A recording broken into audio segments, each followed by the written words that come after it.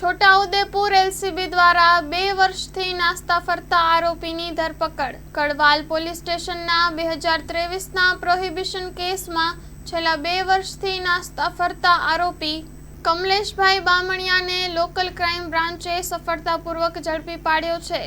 LCB ઇન્સ્પેક્ટરના માર્ગદર્શન હેઠળ staff પેટ્રોલિંગમાં હતો ત્યારે ખાનગી બાતમી મળતા ટીમે ઘેલવાંટ ગામ પાસે હાઈવે પર વોચ ગોઠવી હતી।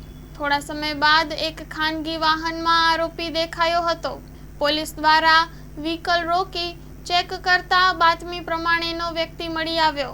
આરોપીએ પૂછપરછમાં કબૂલાત આપી કે એ દારૂના કેસમાં ફસાયા પછી છેલ્લા 2 વર્ષથી પોલીસથી છૂપતો ફરતો હતો।